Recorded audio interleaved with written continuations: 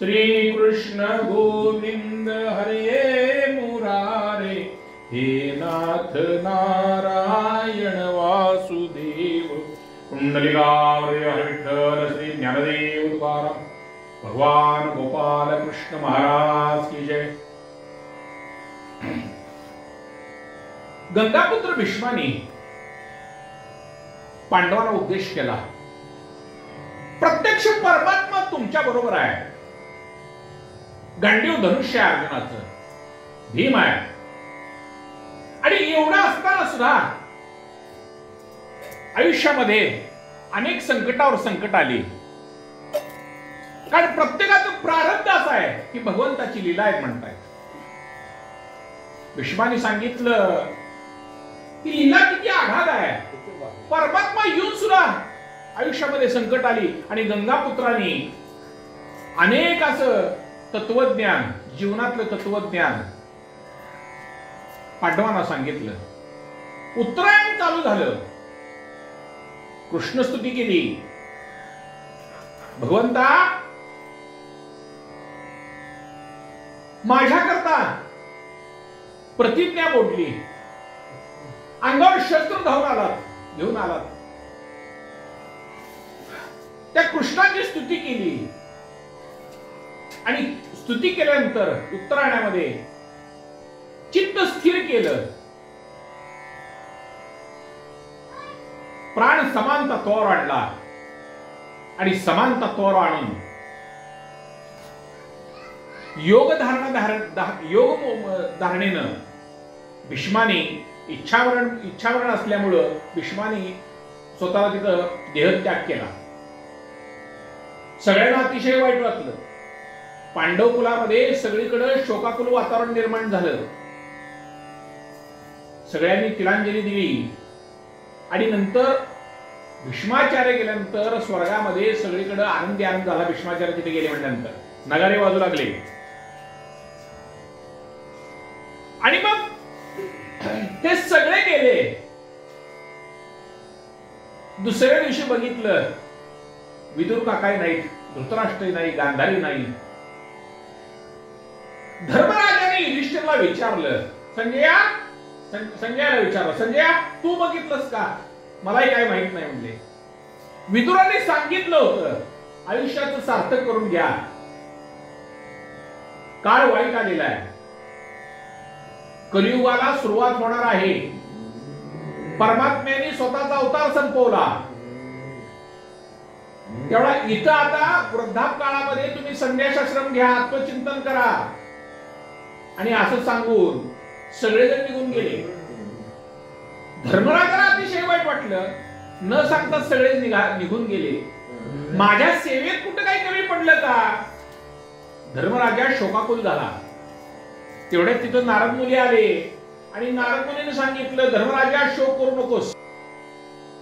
आजपासून 5व्या दिवशी धृतराष्ट्र आपल्या प्राणाचा त्याग करेल. नारदांनी सांगितलं गांधारी पण स्वतःचा प्राणाचा त्याग करेल. त्यांच्यामध्ये गुंतू नको, हे सगळंच खोटं आहे. जन्माला आलेला असतो त्याला मृत्यू आहेच. भगवद्गीतेमध्ये सांगितलेलं आहे, वासांसी जीर्णानि यथा विहाय नवानि गुणाति नरोपराणि तथा शरीराणि विहाय सह्याति नवानि देहि. एखाद्या अंगावरचं जुनं वस्त्र झालेलं असतं, आपण ते टाकून देतो. टाकून दिलेल्या वस्त्रामध्ये आपण अडकत नाही, माझा शर्ट जुना झाला होता फाटला म्हणून रडत बसत नाही. आणि नवीन शर्ट परिधान केल्याचा आपण आनंद मानतो. तसं आत्मा, जे शरीर थकलंय ते आत्म्याचं वस्त्र आहे ना शरीर हे.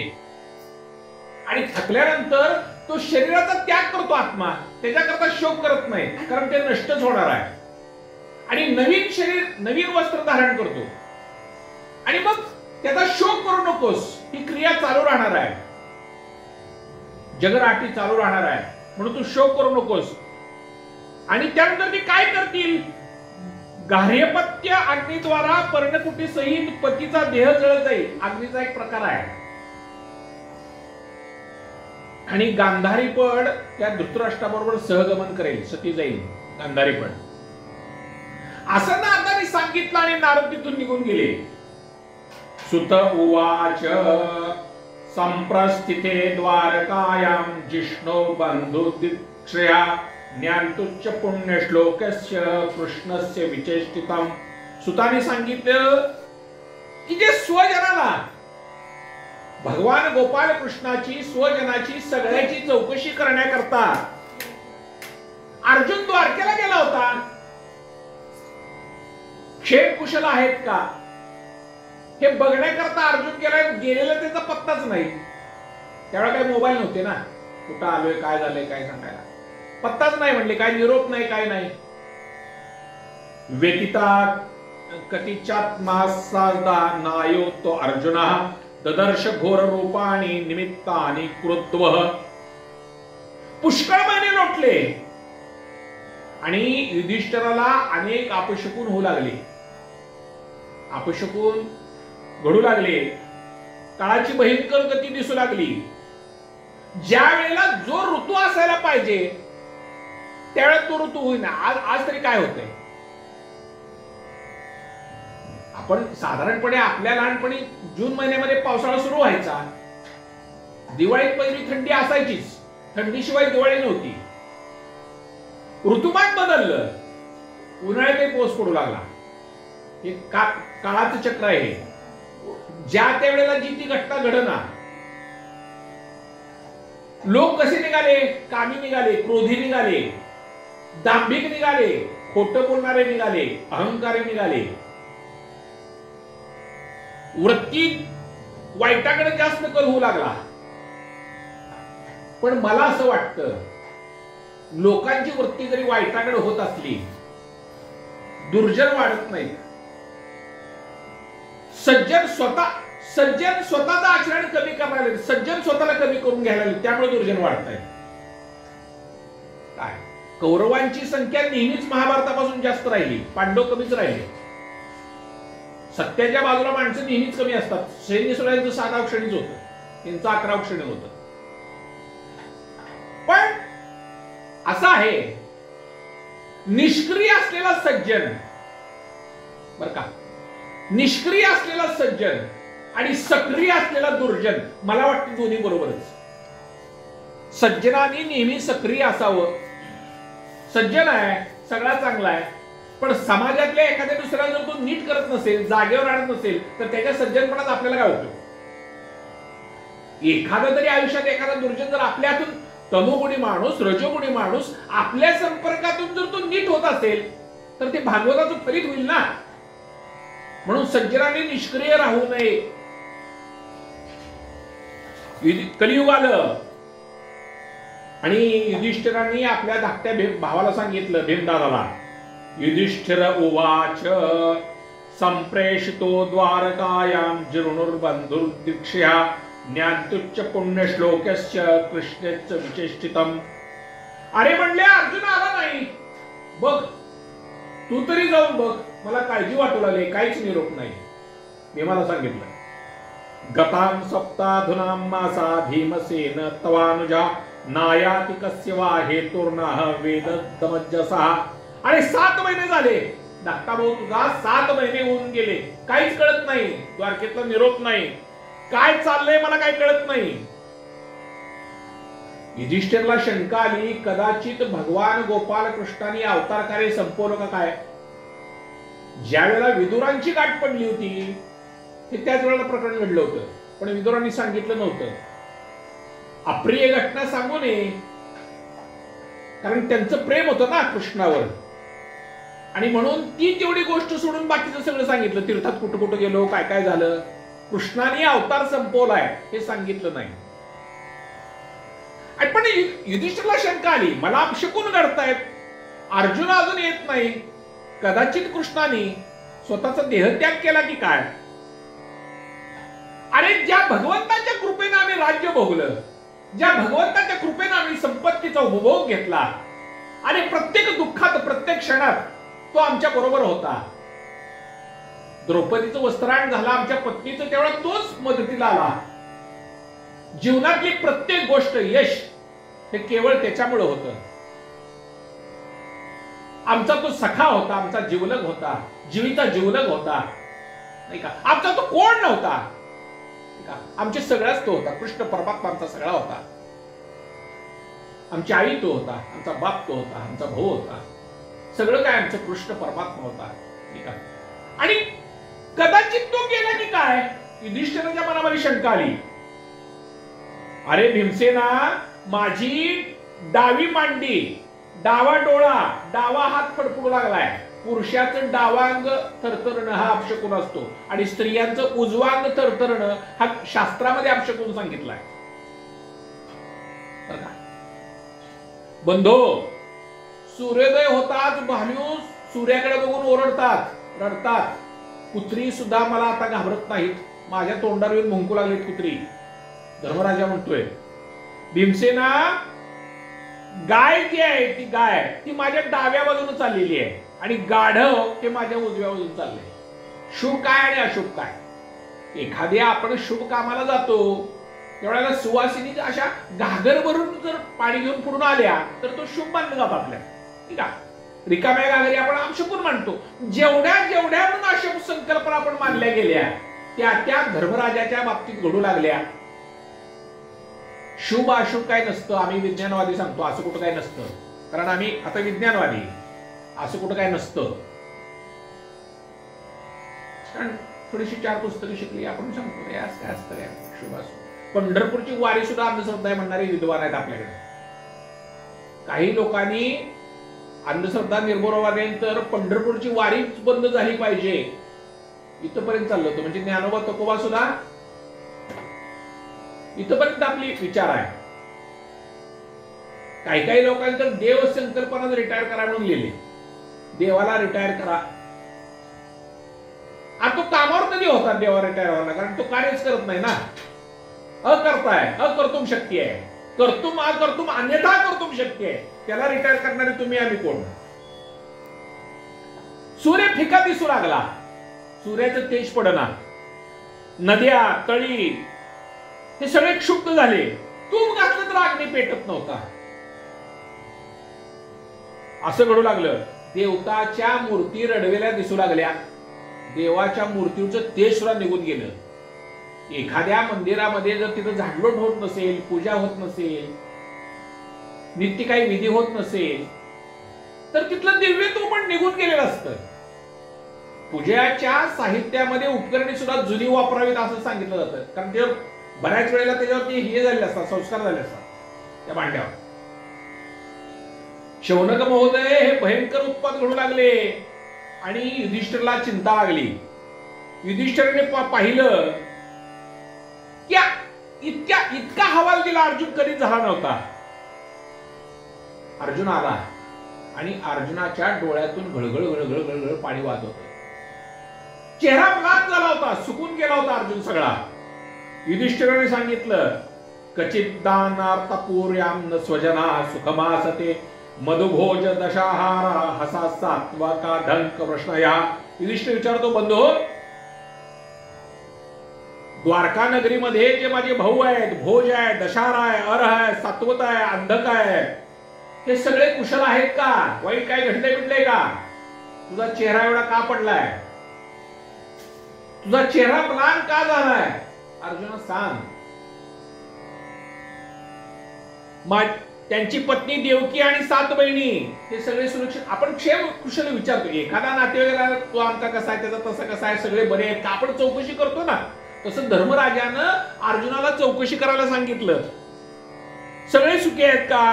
प्रद्युम्न सुखी आहे का? सुशेषण, चारुदेशन, जांबवती, सांब, ऋषभ हे सगळे सुखी आहेत का?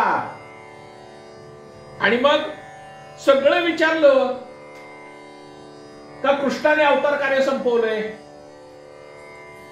सगळं झालं. अर्जुनाचं लक्षच नव्हतं धर्मराजा काय बोलतोय. त्याच्या डोक्यात तेच होतं, कृष्ण परमात्मा निघून गेला होता. आपल्याला दादा काय बोलतोय त्याला काय उत्तर द्यायचं आहे त्याचं चित्तच नव्हतं. तो तसा शांत होता. सुत उवाच एवं कृष्ण सखा कृष्णो भात्रा राज्ञा विकल्पिता नाना शंकास्पदम रूपम कृष्ण विश्लेषकर्षितः. कृष्णाच्या विरहानं अर्जुन कष्टी झाला.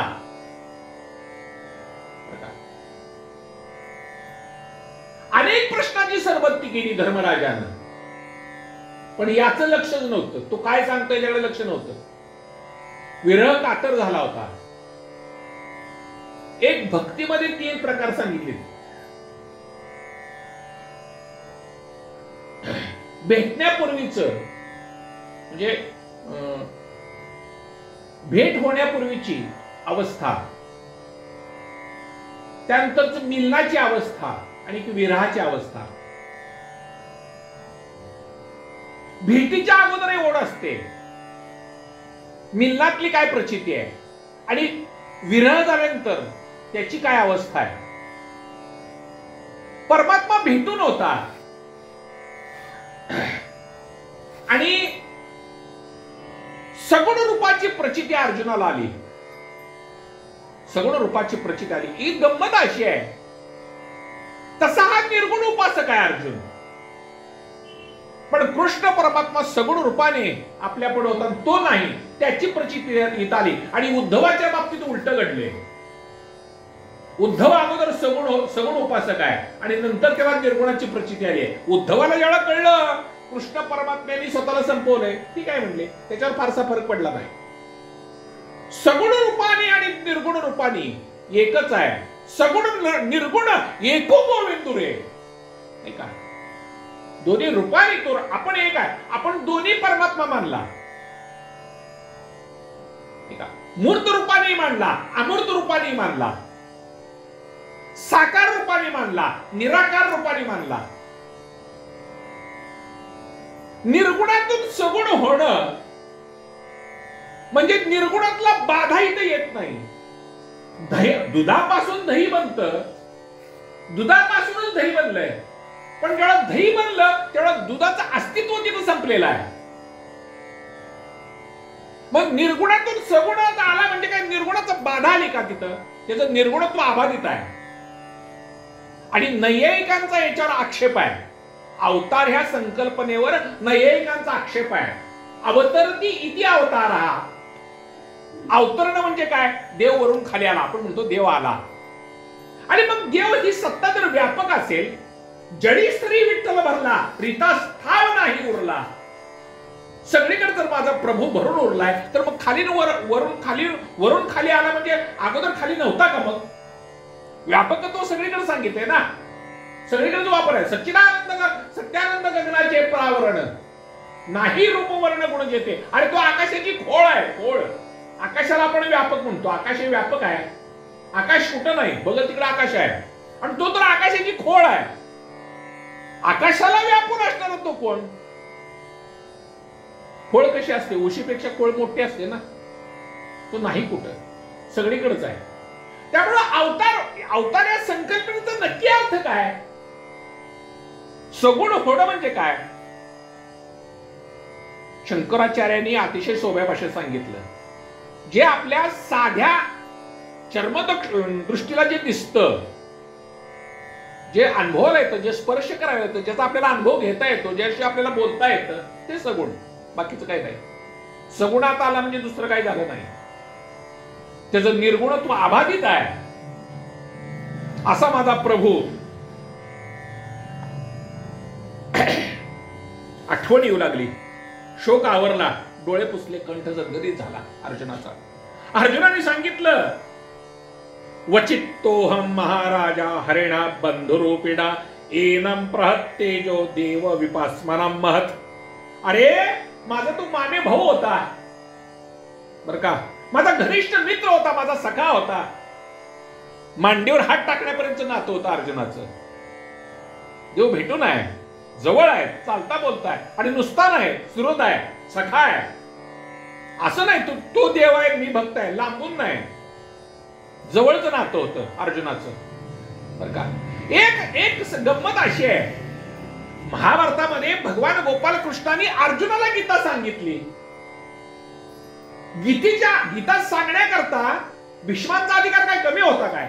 त्यांची भक्ती कमी होती का ज्ञान कमी होतं? काय कमी होतं भीष्माचार्यांचं? युधिष्ठिर तर प्रत्यक्ष धर्म आहे. कोण कमी होतं? याचीच निवड का केली अर्जुनाचीच?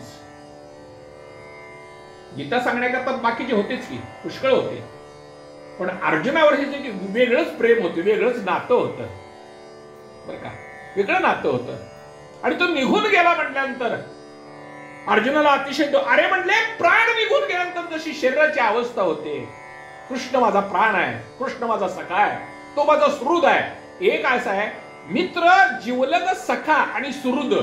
आपण समानार्थी शब्द म्हणतो, ते समान नाहीत. मित्र वेगळा असतो, सखा वेगळा असतो, जिवलग वेगळा असतो आणि सुहृद वेगळा असतो. सुहृद वेगळा आणि हा सखा वेगळा. सख्याचं नातं काय वेगळंच असतं, ठीक आहे. अतिशय अंतःकरणातलं नातं असतं सख्याचं, अतिशय जवळचं नातं असतं. आणि त्यामुळे काय झालं, कृष्ण परमात्म्याने अवतार संपवल्यामुळं हे सुंदर जग सुद्धा मला बेसूर दिसू लागले. म्हणले बघा, जीवितली आवड निघून गेली बरं का. ज्याच्यावर प्रेम केलं, जो सतत डोळ्या पुढे होता, आणि तो जीवनात रामच नाही हो. राम नसल्यावर जगण्यात काय अर्थ?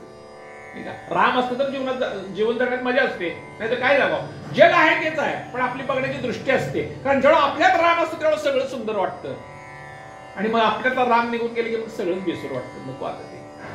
अर्जुनाची अवस्था अशी झाली. अरे म्हणले, त्याच्या आश्रयामुळे सगळे आम्ही सुख भोगली. द्रौपदी स्वयंवरामध्ये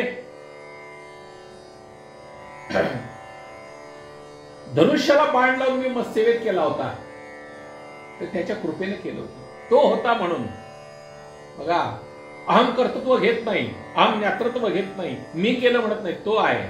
ही भूमिका ठेवावी. त्याच्या सानिध्यामुळे काय झालं, मला अग्नीला तृप्त करण्याकरता खंडवून दिलं होतं, आणि मय नावाच्या दानवानं निर्माण केलेलं मायामय मय सभा प्राप्त झाली. मय सभा जी निर्माण झाली ती कोणाच्या कृपेमुळे? कृष्णाच्या कृपेमुळे. जीवनातली आलेली सगळी पराक्रम, युद्ध, सुख आम्हाला त्याच्यामुळेच मिळाली होती. अर्जुन वर्णन करून आलाय एका प्रसंगाचं, आणि कृष्ण निघून गेल्यानंतर जवळची एखाद्या वेळा प्रिय व्यक्ती निघून जाते, आणि मग आपल्याला त्यातला प्रत्येक प्रसंग आठवतो. त्या असं झालं होतं, त्यावेळेला तसं झालं होतं, आणि मग सगळ्या आठवणी येतात.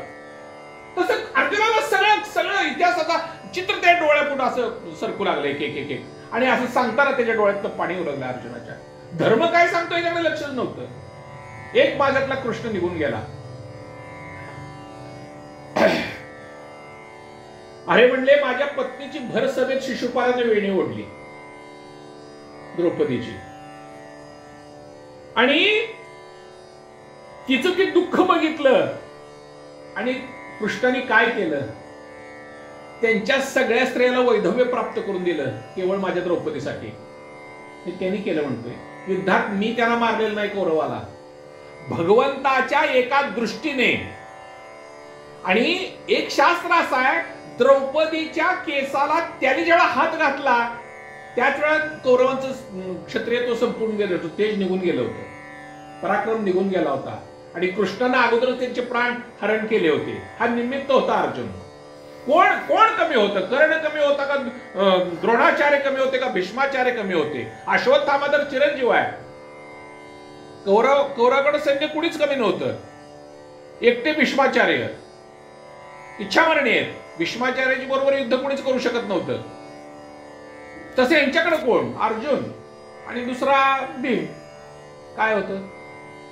पण एका कृष्ण परमात्म्यामुळे युद्ध जिंकलं, कुणी कमी नव्हतं. अरे त्या दुर्योधनाने जर सगळंच अंगावर ते कृष्णाने जर तिथं हे केलं, युक्ती केली नसती, गांधारी जेव्हा स्नान करायला पाठवलं, जा म्हणले, डोळ्यावरची पट्टी काढली, मी स्नान करून तू ये. कृष्णाने ओळखलं, आता जर ह्याचा प्रयोग यशस्वी झाला तर आपल्या अर्जुनाचं काही खरं नाही. अरे म्हणलं, आई पुढे असं जातोस का? म्हणलं तिनं सांगेल, ती काही सांगेल, आता तू तरुण आहेस, लहान आहेस का? आणि मग कमरेभोवती तेवढं गुंडाळायला लावलं. कृष्णाला माहित होतं. गांधारीने डोळे उघडले. अरे म्हणले, असा का आलास? तिच्या अनंत जन्माचं तेज त्या नेत्रातनं गेलं आणि भीमाचं दुर्योधनाचं शरीर सगळं असं लोखंडासारखं बनलं गेलं. दुर्योधना चूक केलीस, मी तुला काय सांगितलं होतं, पूर्ण नग्न ये. कृष्णाने किती युक्ती केली होती. तेवढाच भाग आहे तसा राहिला.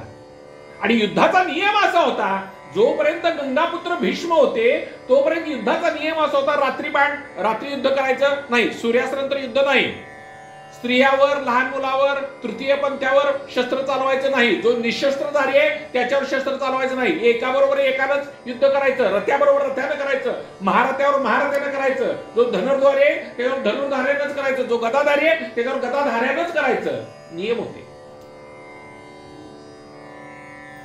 कबरेच्या खाली वार करायचा नाही, युद्धाचा नियम आहे. भीष्माचार्य अगोदर नियम ठरवले होते युद्ध कसं कसं असतं. भीष्माचार्यानंतर युद्ध नियमानं झालंच नाही, मारले ते सगळ्या नियम सोडूनच मारलेत. आणि मग भीमाला सांगितलं मार करा तिथं मांडीवर, तसा फोडून मारला. नाहीतर दुर्योधन तर काय अजिंक्य होता, सोपं नव्हतं, विजय सोपा नव्हता. केवळ एका कृष्णामुळे यत्र योगेश्वर कृष्ण पार्थो तत्र धनुर्धरा. विजय कुठं आहे? जिथं कृष्ण आहे तिथे विजय आहे.